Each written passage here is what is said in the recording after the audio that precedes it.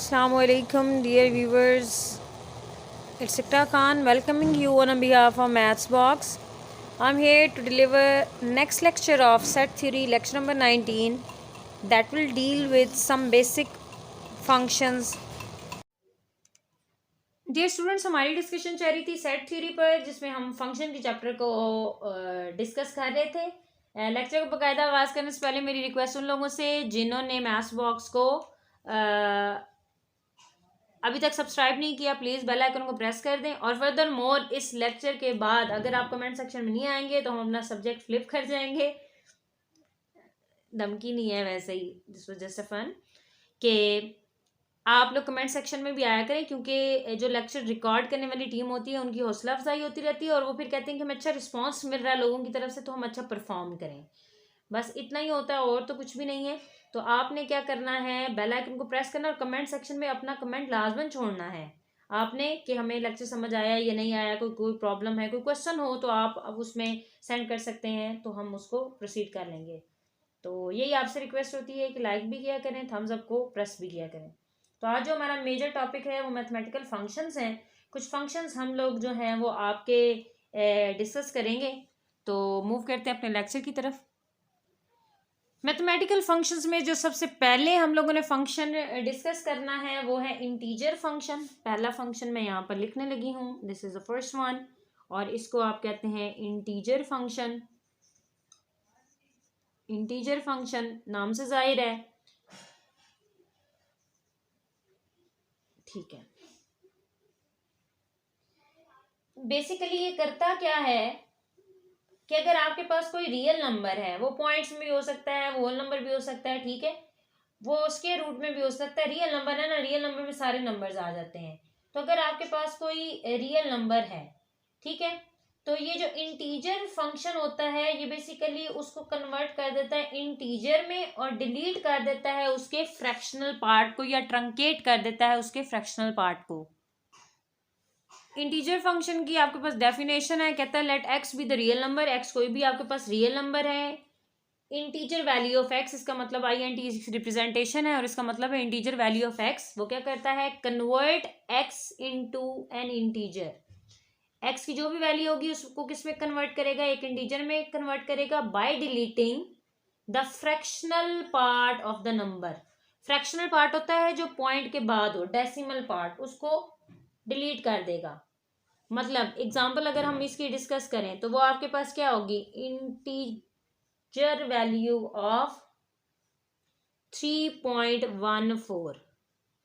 तो इसका ये इंटीजर है 3 और ये 0.14 फ्रैक्शनल पार्ट है, उसको उसने डिलीट कर दिया। मतलब इंटीजर वैल्यू ऑफ 3.14 वो आपके पास 3 आएगी। एक और डिस्कस कर लेते हैं, इंटीजर वैल्यू ऑफ -8.5, वो क्या होगा, -8 इंटीजर है, 0.5 को उसने डिलीट कर दिया। इसी तरीके से अगर इंटीजर वैल्यू ऑफ 2 कह देता है तो इसमें पॉइंट पहले से था ही नहीं, वो पहले से डिलीटेड है, तो वो ये खुद ही रहेगा। तो ये बेसिकली इंटीजर फंक्शन होता है। मूव करते हैं नेक्स्ट की तरफ। एब्सोल्यूट वैल्यू की डेफिनेशन आपको डिस्क्रिप्टिव फॉर्म में भी मिल जाएगी। मैंने इसको मैथमेटिकल फॉर्म में लिखा है कि एब्सोल्यूट वैल्यू ये दो आंसर्स दे सकती है। कोई भी रियल नंबर अगर आपने यहाँ रखा है तो उसके दो आंसर्स हो सकते हैं, या पॉजिटिव एक्स हो सकता है या नेगेटिव एक्स। अगर तो number greater and equals to 0 होगा तो आंसर पॉजिटिव आएगा, अगर लेस देन 0 होगा मीन्स नेगेटिव होगा तो आंसर नेगेटिव आएगा। और इसकी हम एक एग्जाम्पल डिस्कस कर लेते हैं। एग्जाम्पल आपके पास क्या है, कहता है, और इसकी मैथमेटिकल रिप्रेजेंटेशन देख लीजिएगा कि वो क्या होती है। आपके पास होती है ABS, एब्सोल्यूट वैल्यू फंक्शन। आप इसको लिखते हैं, ठीक है। फॉर एग्जांपल अगर 0 है तो उसका आंसर ऑब्वियसली क्या आएगा, 0। देखें यहाँ एक 0 शामिल है तो x का आंसर वही आएगा, तो 0 था तो वो 0 ही आएगा। दूसरी फॉर्म में आप इसको ये लिखते हैं, ठीक है, मॉड, ये चीज़ हो जाएगी। अच्छा, और भी कोई क्वेश्चंस हैं, 7 है तो उसकी एब्सोल्यूट वैल्यू 7 हो जाएगी। फर्क सिर्फ इतना है कि पहले आप इस तरीके से लिखते थे, अब आप ABS, एब्सोल्यूट वैल्यू ऑफ 7, इस तरीके से लिखेंगे, ठीक है। और ये प्रीवियस लेक्चर्स में, पिछले लेक्चर्स में भी डिस्कस हो चुका है कि absolute value function basically positive real number होता है, ठीक है, ये नेगेटिव नहीं होता। तो इसी तरीके से आप एब्सोल्यूट वैल्यू ऑफ अगर -15 निकालेंगे तो वो बेसिकली क्या आएगा, वो +15 आएगा। और वो +15 बनेगा कैसे, देखिए यहाँ पर आपने कहा हुआ कि अगर x mod negative less than 0 होगा, मतलब नेगेटिव नंबर होगा, तो उसका आंसर आएगा -x, माइनस ये, और ये सारा का सारा ब्रैकेट के अंदर x है, तो माइनस माइनस क्या हो जाएगा प्लस। तो आपने बस ये याद रखना है कि absolute value function basically positive variant होता है किसी भी नंबर का। नेक्स्ट जो आपके पास फंक्शन है वो बेसिकली आपके पास रिमाइंडर फंक्शन है। वो क्या कहता है, let k be any integer and m be the positive integer. K आपके पास पॉजिटिव भी हो सकता है, नेगेटिव भी हो सकता है, क्योंकि उसने कहा है एनी इंटीजर, ठीक है, पॉजिटिव नेगेटिव जीरो कुछ भी हो सकता है, ठीक है। And m be the positive integer, m पर रिस्ट्रिक्शन है कि वो पॉजिटिव भी हो सकता है, वो ना जीरो हो सकता है, ना वो नेगेटिव हो सकता है। देन के मॉड एम मॉडुलो इसको पढ़ते हैं, विल डिनोट, क्या वो देगा, इंटीजर रिमाइंडर, वो रिमाइंडर, ठीक है, वो इंटीजर जो हमें रिमाइंडर से मिलेगा, मतलब जो इंटीजर एज अ रिमाइंडर आया होगा व्हेन के इज डिवाइडेड बाय एम, मतलब जब हम के को डिवाइड करते हैं किससे, एम से। तो इसकी एक एग्जांपल कर लेते हैं, चलिए हम वही क्वेश्चन उठा लेते हैं जो आपकी एक्सरसाइज में है। तो अगर मैं क्वेश्चन यहाँ पर मेंशन करूँ तो वो क्वेश्चन नंबर 25 है, ठीक है। मैं दो क्वेश्चंस करूंगी, एक के को पॉजिटिव लेते हुए और एक के को नेगेटिव लेते हुए। के को पॉजिटिव लेते हुए हम लोग डिस्कस करते हैं 26 मॉड 7। तो इसका आपको कहते हैं अगर रिमाइंडर फंक्शन निकालें तो क्या आपके पास ये के है, ये मॉड 7, ये तो पॉजिटिव है, इसने तो हमेशा पॉजिटिव रहना है।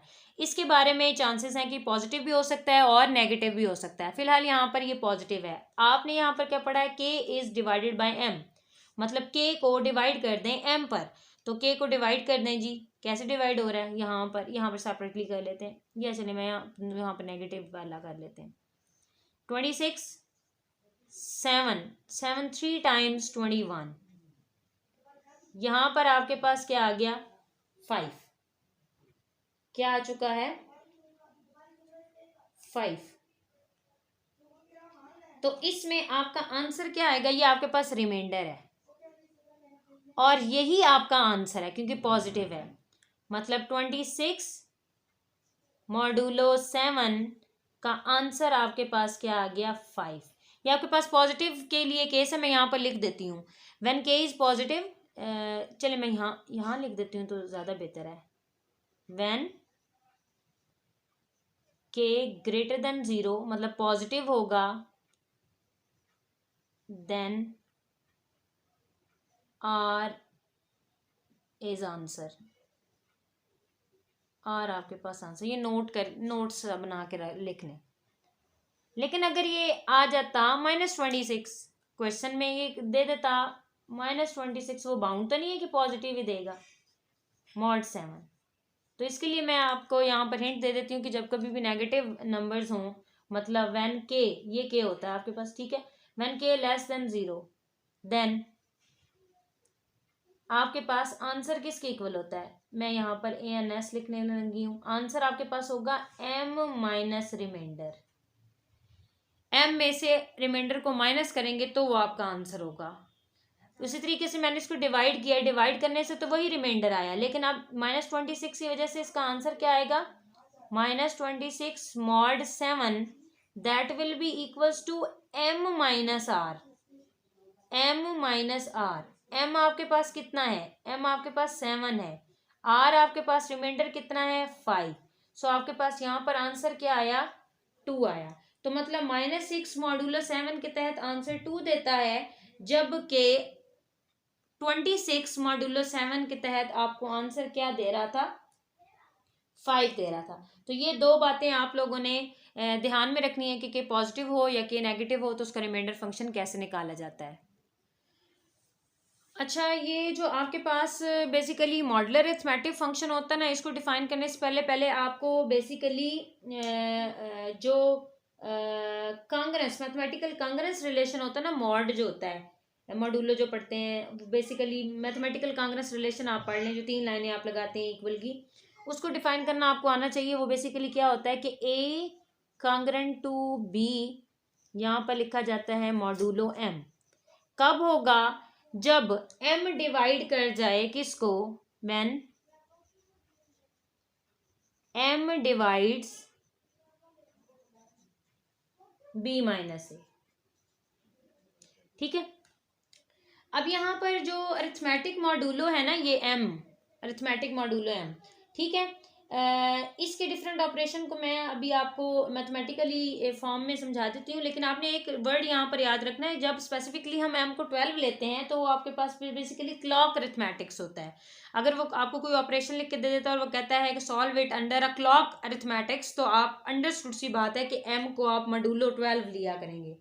ठीक है, तो एक एग्जाम्पल सॉल्व करते हैं, फिर उसके बाद जो है आगे चलते हैं अपने क्वेश्चन की तरफ, कि जब आपके पास 6+9 हो,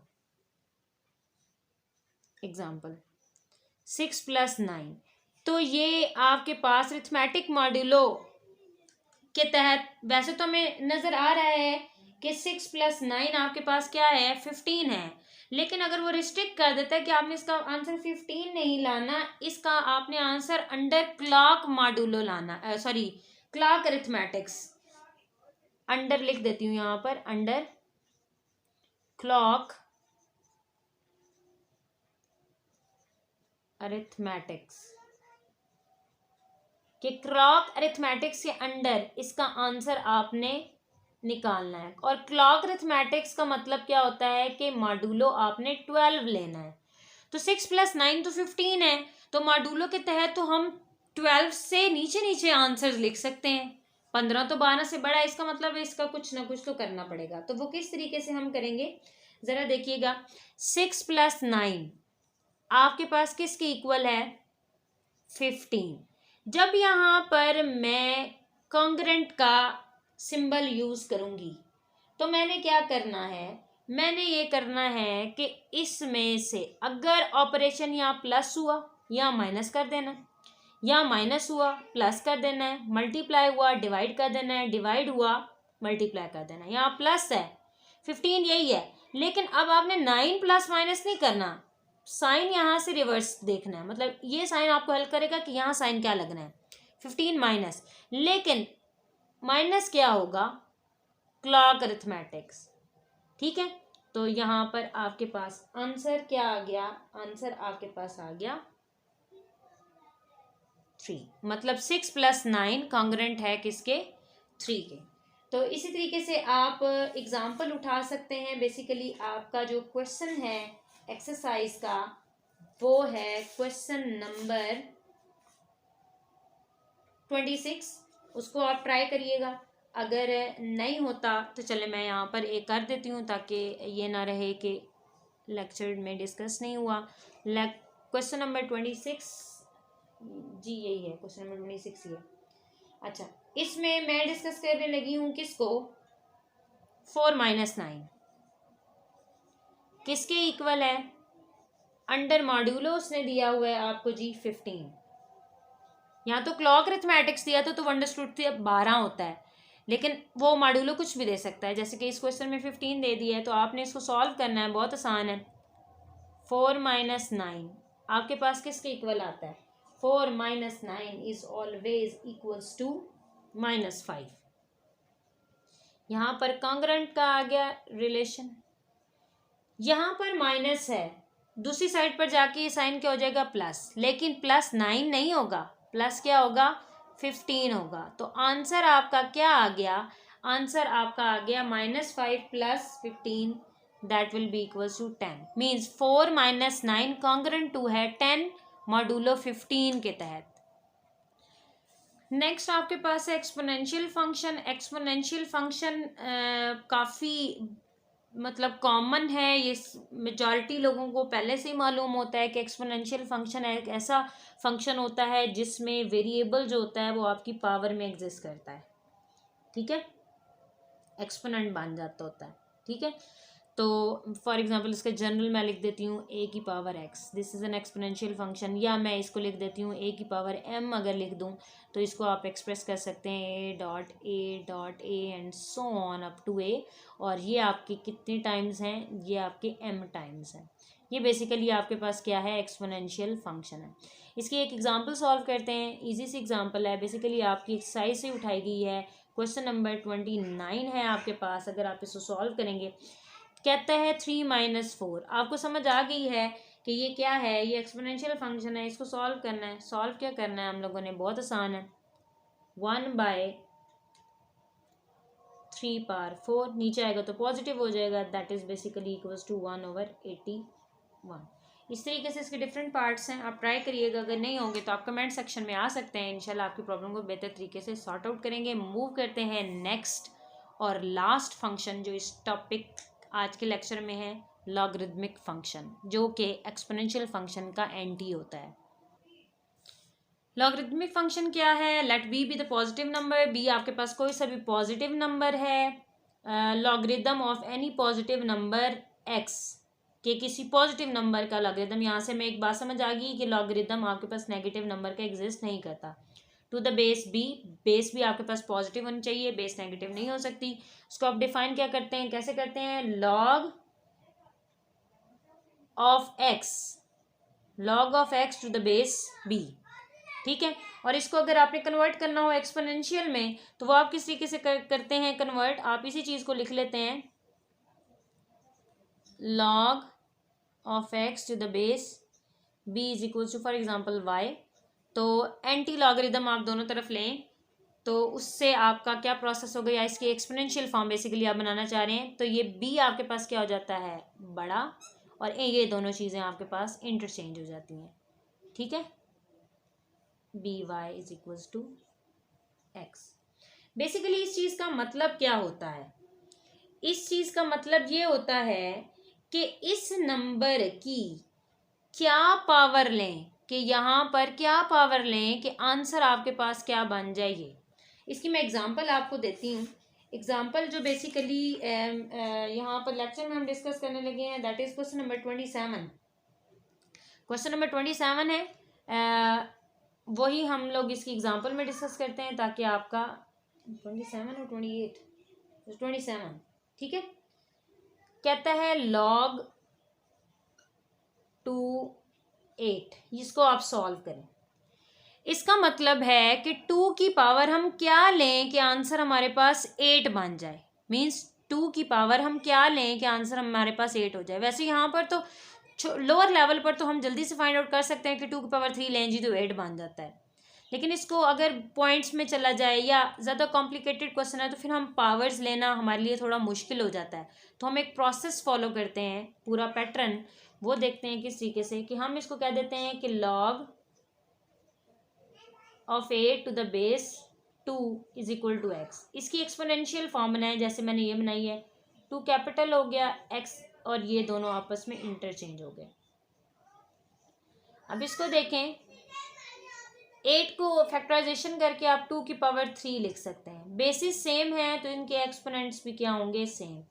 तो इसका क्या मतलब हुआ, इसका मतलब हुआ कि यहाँ पर इक्वल क्वेश्चन मार्क की जगह 3 आएगा, मतलब 2 की पावर 3 लेंगे तो आंसर आपके पास 8 बनेगा।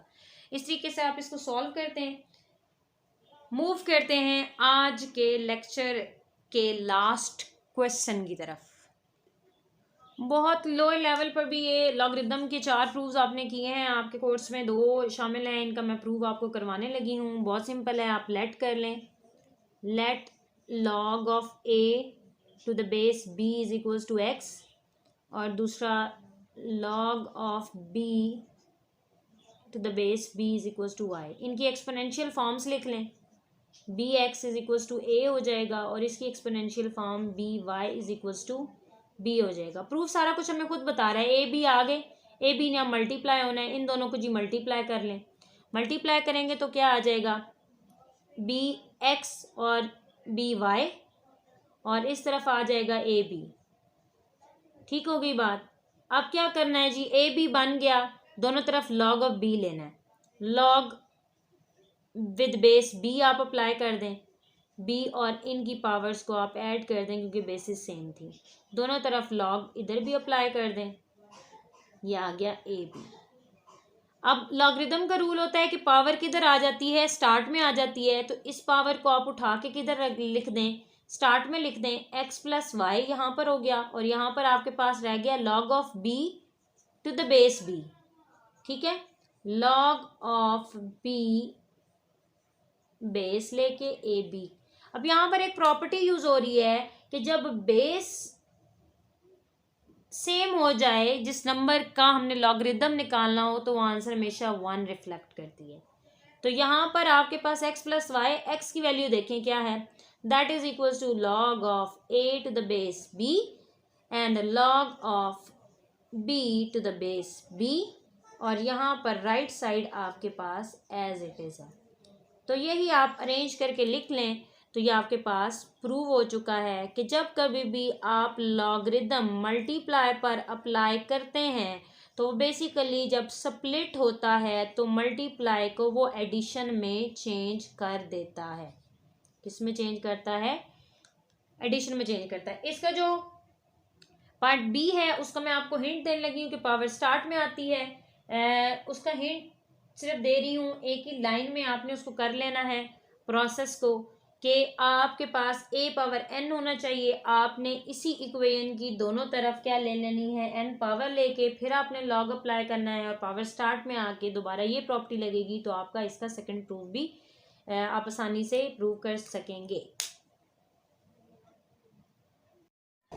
डियर स्टूडेंट्स, तो ये था आपके पास आज का लेक्चर। उम्मीद है आज का लेक्चर क्लियर हुआ होगा। फिर भी अगर कोई दिक्कत हो तो आप कमेंट सेक्शन में आ सकते हैं। इंशाल्लाह आपकी प्रॉब्लम को बेहतर तरीके से सॉर्ट आउट किया जाएगा। बेल आइकन को प्रेस करना मत भूलिएगा। अपना बहुत ज़्यादा ख्याल रखें। मैथ्स बॉक्स की टीम को दुआओं में याद रखें। अल्लाह हाफिज़।